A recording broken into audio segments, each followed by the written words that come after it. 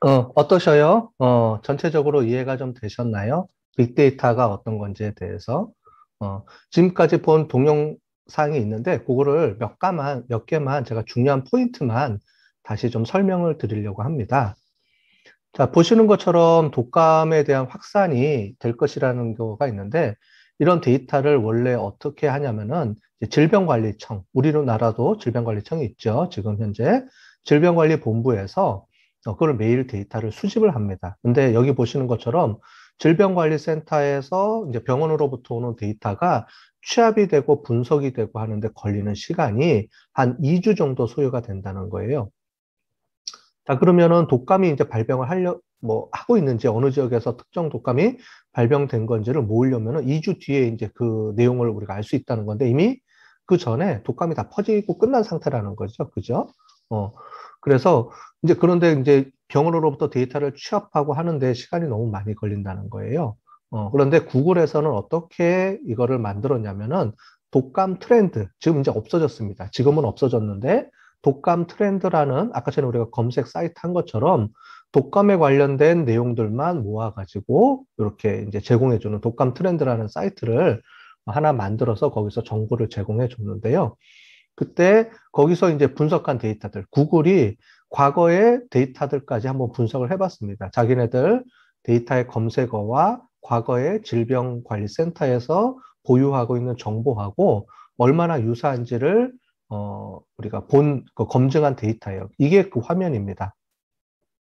보시는 것처럼 거의 유사하죠. 그죠? 어, 그래서 지금 이러한 내용에 대해서 이거를 이제 그 논문에다 실었습니다. 여러분도 이제 잘 아시는 유명한 이제 논문지죠. 네이처라는 논문지에다가 구글이 이제 여기다가 이거를 실었어요. 보통 네이처지 하면은 자연과학적인 현상을 분석하고 하는 뭐 그런 유명한 이제 논문지인데, 구글에서 한 내용이 여기 실렸다는 거죠.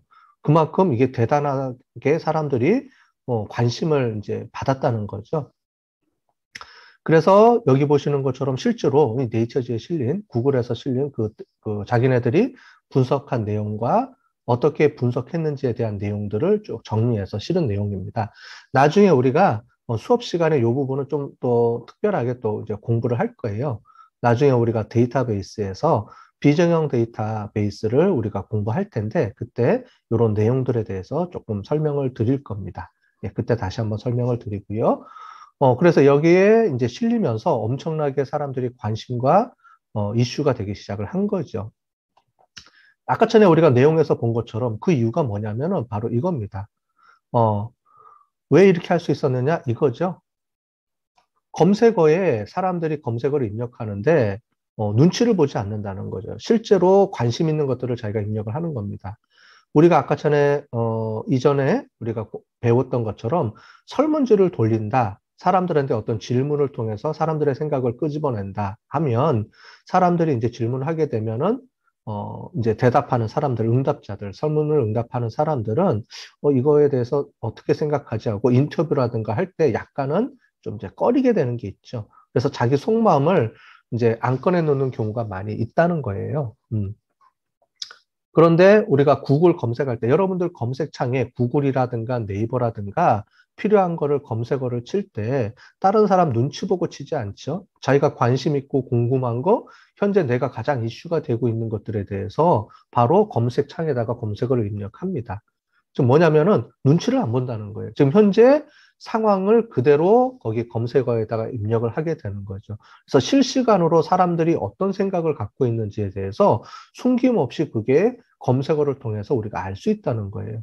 그러다 보니까 독감 증세가 내 몸에 이제 열이 나거나 독감 증세가 있다 그러면은 검색어에다 입력을 하는 거죠.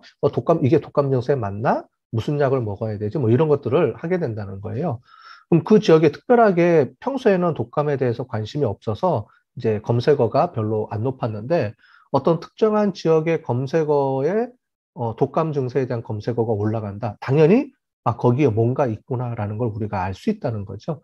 이제 그런 검색어의 기능을 이용을 해서 이제 그 시스템을 만들어서 제공했던 그런 사례가 있습니다. 그러면서 사람들이 엄청나게 이쪽에 관심을 많이 갖기 시작을 했죠. 단순하게 검색 엔진에서 이런 서비스들을 우리가 제공할 수 있구나. 사람들의 생각을 분석할 수 있구나. 이런 것들을 발견을 하게 됐고, 구글에서 이제 그거를 이제 검색어를 모아주는 구글 트렌드라는 거를 지금도 운영을 하고 있고요. 이제 운영을 하면서 이쪽 부분에 대해서 사람들이 많이 이슈화되기 시작을 한 겁니다. 우리나라는 없었느냐? 우리나라도 있었어요. 그래서 나온 것처럼 서울 심야버스를 우리가 이제 만드는 배경이 있었습니다. 그래서 사람들이 이제 그 12시에 모든 차들이 이제 끝나버리니까 이제 갈 수가 없잖아요. 택시 기다리는 것도 어렵고. 그래서 저녁에 심야에서 운영하는 버스를 좀 만들어야 되는데 이제 노선이 중요하죠. 사람들이 어떤 노선을 통해서 어떤 노선으로 우리가 버스를 운영해야 될지 그거를 이제 우리가 이제 고려를 해야 되는데 사람들한테 설문 돌릴 수도 없고, 그죠? 그래서 이거에 대해서 이제 고민을 했었는데 서울시하고 KT하고 연결을 해가지고 어떻게 했냐면은 사람들의 전화, 12시 자정 이후에, 즉 버스가 끊긴 이후에 사람들의 전화 통화량이 가장 많은 지역들 중심으로 해서 이제 뽑아냈습니다. 그게 요 내용입니다. 여기 보시는 것처럼 요 빨간색, 진한 색들이 통화량이 많은 거죠. 그래서 이런 내용들을 쭉 검토해서 12시 자정 이후에 어느 지역하고 어느 지역에서 사람들이 많이 이제 필요를 하느냐, 사람들의 수요 조사를 하는 거죠. 그러니까 설문 조사를 한 게 아니고 이제 전화 핸드폰 통화량을 가지고 그거를 이제 분석을 한 거죠. 지역별 통화량을 검색을 해서 이런 노선이 만들어져서 실제 노선이 이렇게 움직인 겁니다. 자, 그런데 이 빅데이터가 처음 발표되고 하면서, 야, 이게 뭐 신천지 같았죠. 사람들이, 와, 이런 게 있구나. 이걸로 뭐 다 해결될 수 있겠구나. 라고 했는데, 모든 것들은 이게 그 100% 정확한 건 없습니다. 항상. 음, 우리가 구글에서 한 데이터 분석도 처음에는 이제 발표되고 나서 사람들의 관심도와 이런 것들이 많이 증가를 했어요. 그리고 실제로 데이터들이 거의 맞았고요. 그런데 어떤 일이 발생했냐면은 2013년도에 갑자기 어떤 특정한 지역에 독감이 이제 막 증가할 것으로 예측을 한 겁니다. 근데 실제로 독감이 증가하지 않은 거예요. 이상하다. 왜 시스템하고 이렇게 틀리지? 여태까지 잘 맞았는데 왜 틀렸지라고 이제 분석을 해보니까 그때 당시에 독감이 유행한 게 아니고요. 독감에 관련된 치료제가 부족하다는 게 신문에 나온 거예요. 그러다 보니까 사람들이 이 치료제가 지금 보유되고 있나 우리 지역에 하면서 이제 실제로 독감이 걸려서 독감에 대한 증상을 검사한 게 아니고 독감 치료제에 대해서 사람들이 궁금해해서 그걸 치다 보니 오류가 발생한 거죠. 그래서 그런 오차가 발생하게 됐습니다. 그러니까 이거는 뭘 의미하냐면은 우리가 얘기하는 뭐 기계학습, 인공지능 모든 것들이 항상 100% 정확하지는 않는다는 거죠. 그래서 그거를 맹목적으로 신뢰하기보다는 그거를 응용을 해서 그런 데이터를 바탕으로 해서 우리가 좀 더 그 고민을 하고 해야 되는 것들이 있다는 겁니다. 자, 이런 결과가 또 하나 나왔어요. 최근에 나왔는데요. 어떻게 나왔냐면은 이제 작년에 했던 미국 대선 결과입니다. 미국 대선 결과에 의하면은 트럼프하고 바이든하고 했었는데 트럼프가 약간 저 빅데이터 쪽에서 우세하게 나온 거예요. 그러니까 과거하고 비슷하게 나왔죠. 그래서 트럼프 쪽이 우세하게 나왔는데 이제 우리 그 신문에서 발표하는 여론조사에서는 바이든이 더 우세하게 나온 겁니다. 근데 신문지상에서 여론조사 기관들이 고민을 했어요. 어떤 고민을 했냐면은 2016년도 지나면서 사람들의 속성들이 어떤 변화가 있구나라는 걸 인지하면서 이제 여론조사 기관들에서 뭐를 했냐면은 설문하는 여러 가지 측정 방법들을 좀 수정을 했습니다. 나중에 우리가 이제 내년에 우리가 다음 학기 때 경영 통계 시간에 배우겠지만은 우리가 전체 국민으로부터 우리가 모집단을 뽑을 때 어떻게 하면 잘 뽑을 수 있는지 이런 게 중요한 이슈거든요. 그래서 그거를 표본 수집이라고 합니다. 표본 추출이라고 하는데 여러 가지 이제 이론적인 내용들이 있어요. 표본 추출하는 방법들이 이제 그런 것들이 이제 계속 바뀌면서 이제 인구랑 이런 것들이 좀 고려를 해야 되는 요소들이 많은데 이제 이런 것들을 우리가 16년도에 빅데이터에 대한 우리 예측치랑 이제 틀리면서 이제 여론조사 기관들에서 그거를 이제 많이 반영하고 이제 원인 분석을 했죠. 반영하고 하면서 이제 좀 더 이제 정확도가 높아진 거고요.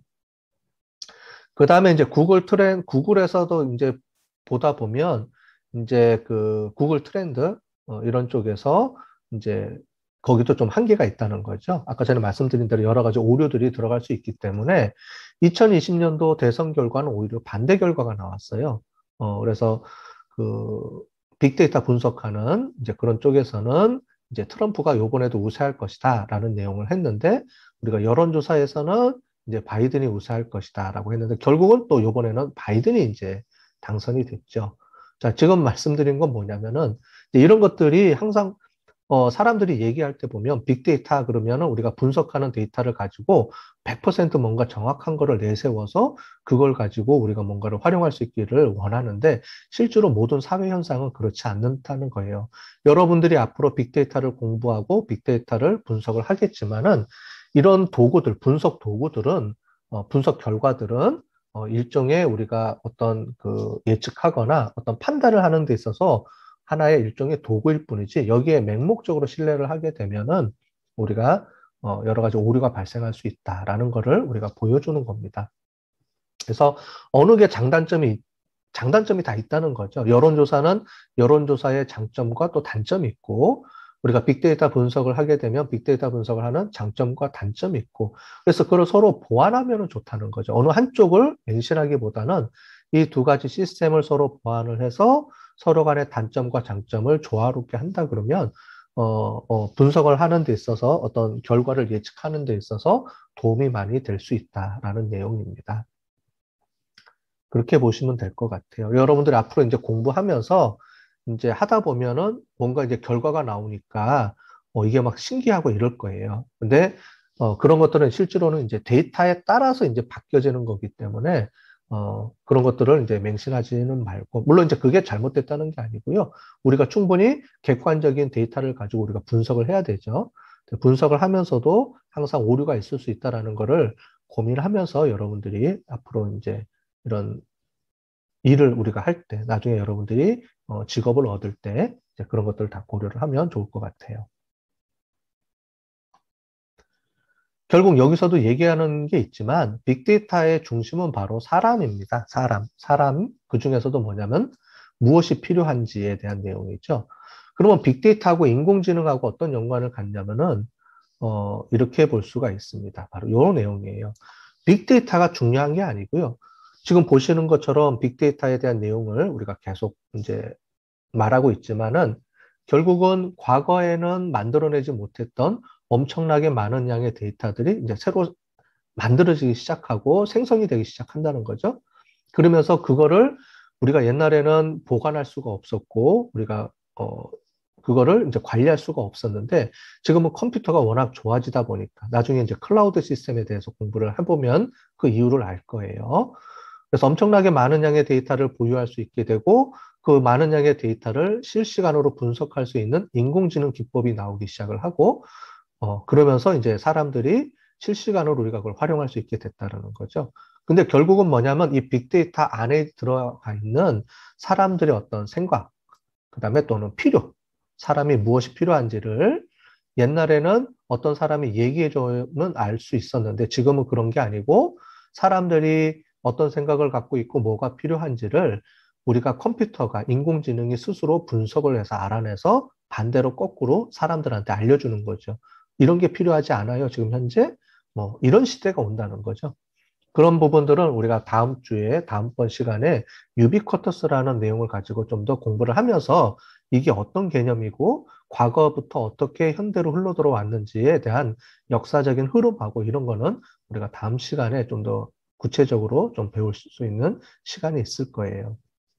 어쨌든 빅데이터를 가지고 어떻게 사람들이 생각하고 있는 필요들을 자동으로 우리가 끄집어낼 수 있느냐 이게 중요하다라는 게 제일 마지막에 나오죠. 저도 이 부분에 이제 공감을 해서 이제 그 부분을 제가 이렇게 놓은 거라고 보시면 될 것 같습니다. 자, 그렇다면 빅데이터가 뭐죠? 빅데이터가 뭘까요?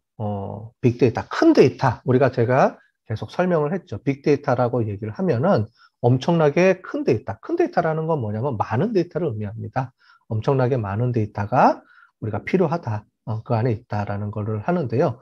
빅데이터에 대한 개념을 우리가 또 동영상을 보면서 잠깐 우리가 설명을 듣도록 하겠습니다. 자, 빅데이터에 대해서 우리 그 유튜브 한번 보고 다시 또 설명을 드리도록 할게요. 자, 우리가 빅데이터라고 부르는 거는 뭐냐면은 이게 아까 전에 이제 이론적으로 우리가 보통 이제 정의 내리는 빅데이터에 대한 의미입니다. 기존 데이터베이스로는 데이터를 수집, 저장, 관리, 분석할 수 있는 역량을 넘어선다. 라는 대량의 이제 얘기를 하는 거죠. 그 다음에 이제 비정형 데이터들의 집합, 이런 것들을 우리가 분석하는 기술이다. 이렇게 얘기를 했습니다. 그래서 빅데이터라는 거는 말 그대로 가장 기본적으로는 엄청나게 많은 양의 데이터가 있다라고 하는데, 그거는 이제 여러 가지 속성 중에 하나고요. 엄청나게 많은 양의 데이터들이 어떤 형식으로 이제 저장이 되고 어떤 형식으로 이루어졌느냐, 이런 것들을 우리가 부르게 되는 겁니다. 그래서 빅데이터를 우리가 얘기할 때는 빅데이터를 분석하는 기술이 아니고 데이터 중심으로 얘기할 때 빅데이터를 얘기합니다. 이 빅데이터를 분석하고 하는 과정에서 우리가 얘기할 때 나오는 것들이 인공지능이라는 얘기도 나오고요. 그다음에 뭐 우리 체인 얘기도 나오고 블록체인 얘기도 나오고 다양한 얘기들이 나오는 거죠. 사물 인터넷이라는 얘기도 나오고.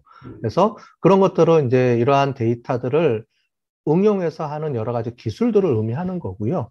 빅데이터는 그러한 기술들이 받침되기 위해서는 결국은 엄청나게 방대한 양의 데이터가 저장하고 그걸 처리해주고 분석할 수 있어야 되기 때문에 우리가 이제 빅데이터는 가장 핵심이다.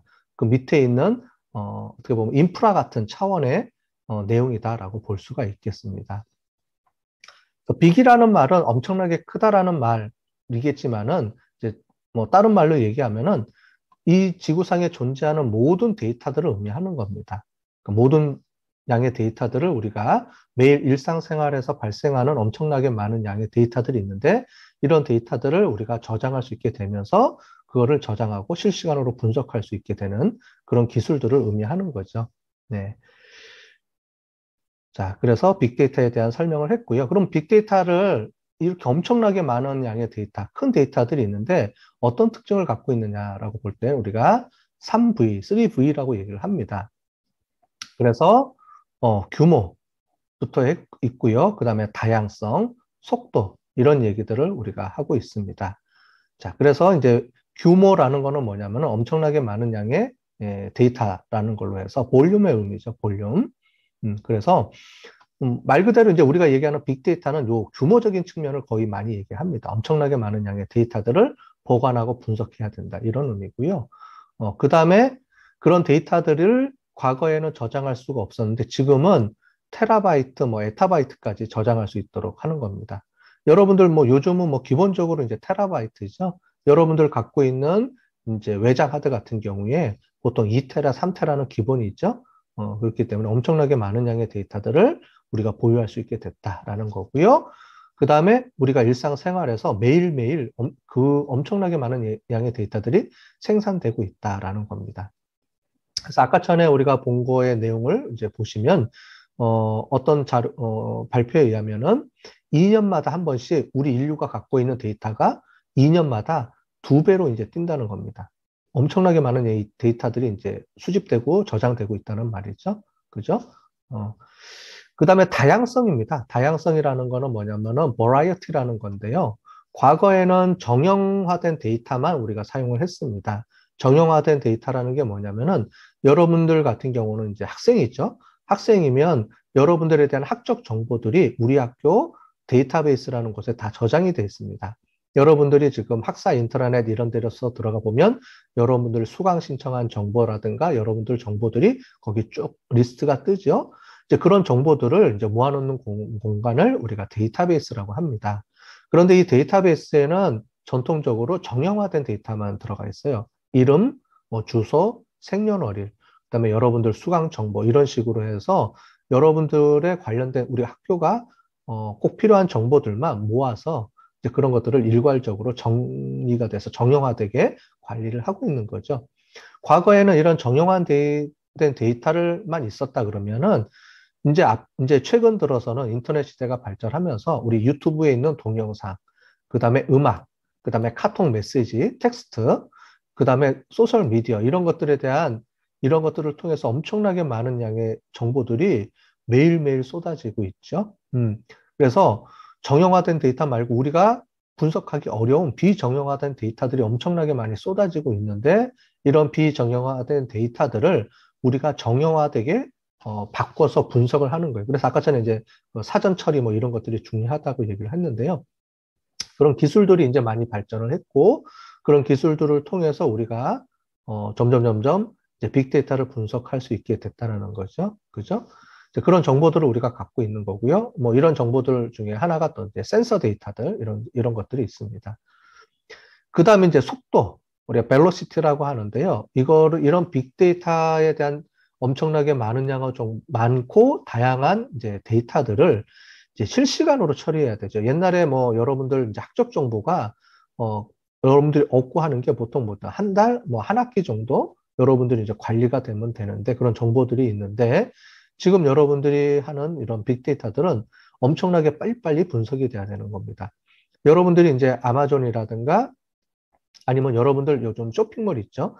쇼핑몰 들어가서 우리가 인터넷으로 쇼핑을 하는데 책을 사든가 여러분들 뭐 뭐죠?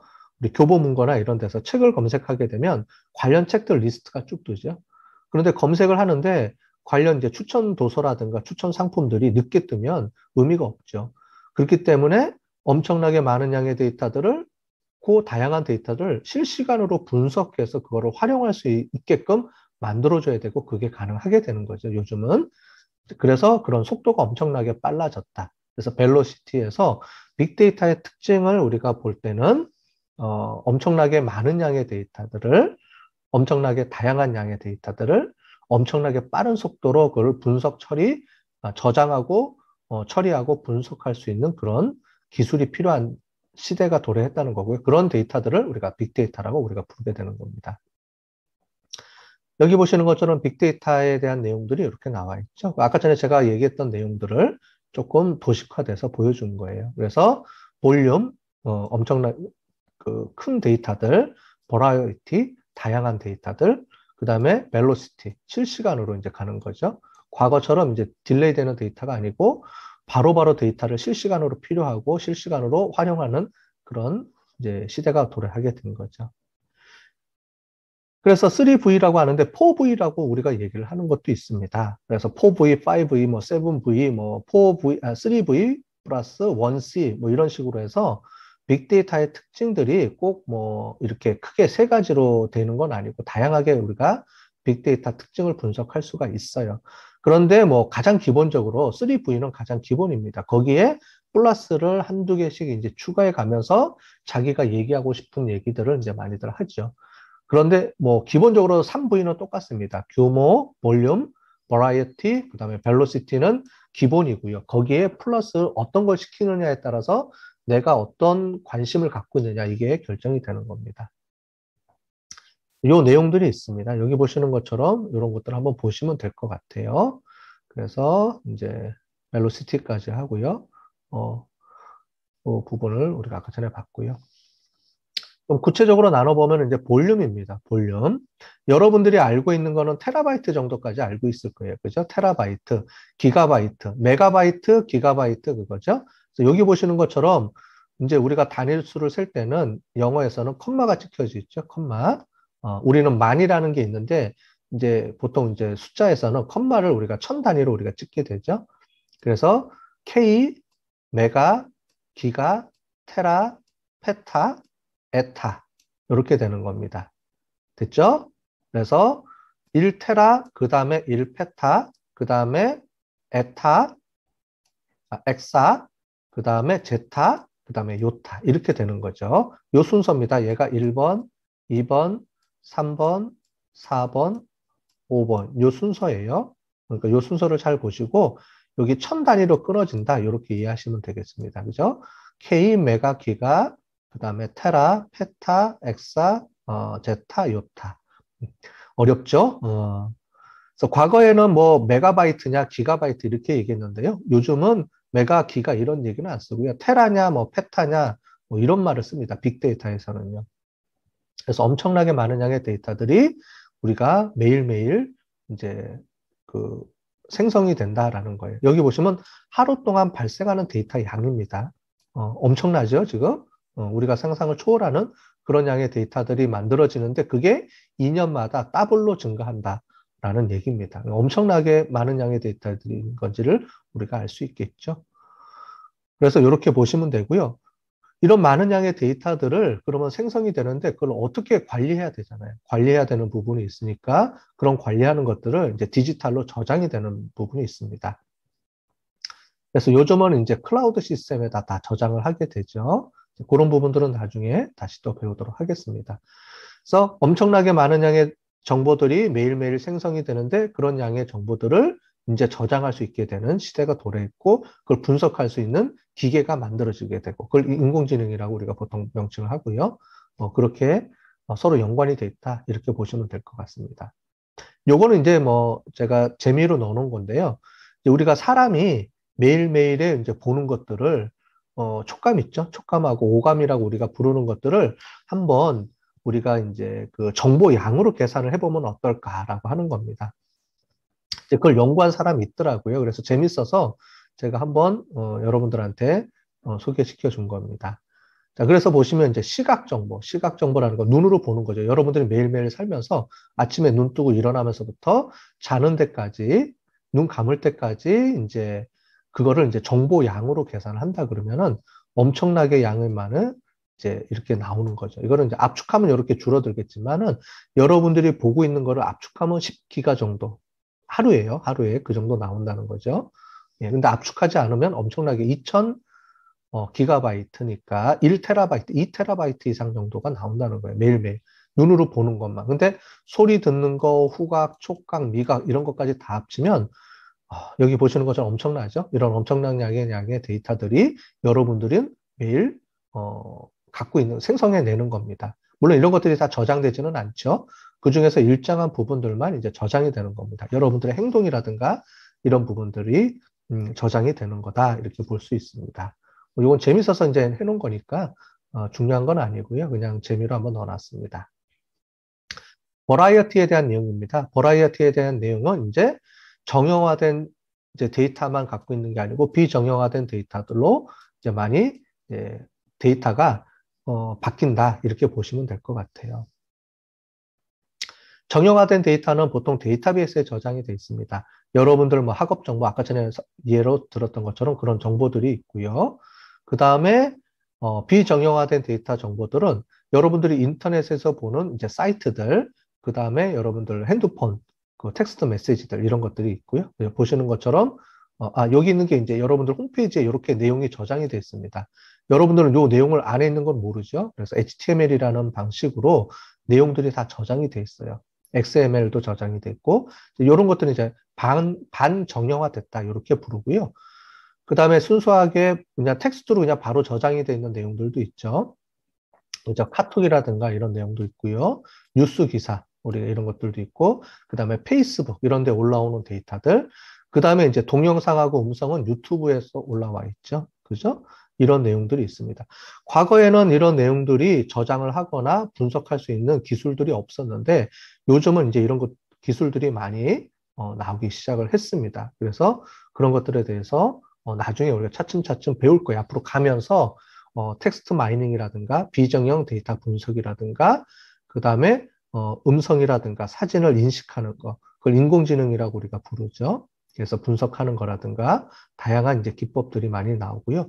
요즘은 이제 가상인간도 나오죠. 가상인간이 나오는 그런 시대가 도래했고 로봇이 만들어지고 자율주행차가 나오고 엄청나게 이제 사회들이 이제 바뀌는데 그런 모든 이제 분석들은 모든 이런 그런 기술들은 그 근본은 거기서 파생되는 데이터를 어떻게 빨리 분석하고 그 분석한 내용들을 어디다 저장하고 분석하고 그걸 활용할 수 있도록 만들어주느냐 이런 부분들이 중요합니다. 그런 부분들에 대한 기본이 되는 거는 이제 빅데이터라고 볼 수 있고요. 그 빅데이터에 대한 분석을 어떻게 잘 하느냐 이런 것들이 나중에 활용할 수 있도록 도움이 되는 겁니다. 그래서 이런 부분들은 나중에 우리가 여러분들이 4년 동안 배울 거예요. 지금 내용은 요번 한 학기 동안 배운 내용 중에 각기 일부분이고요. 이런 내용들을 구체적으로 아마 이제 여러분들이 진행을 해가면서 깊숙하게 챕터별로 여러분들이 앞으로 배워야 되는 다양한 분야나 기술들을 우리가 배울 거고요. 그 다음에 다음 학기부터 해서 여러분들이 이제 졸업할 때까지는 각각의 챕터별 개론들을 이제 한 학기 정도 분량으로 늘려서 구체적으로 이제 배우는 그런 게 되겠습니다. 전체적으로 이제 앞으로 이제 계속 공부하면 우리가 빅데이터 경영이라는 우리 전공에서 어떤 거를 우리가 배워 나가겠구나라는 거를 여러분들이 이번 한 학기 동안에 우리가 배울 수 있을 겁니다.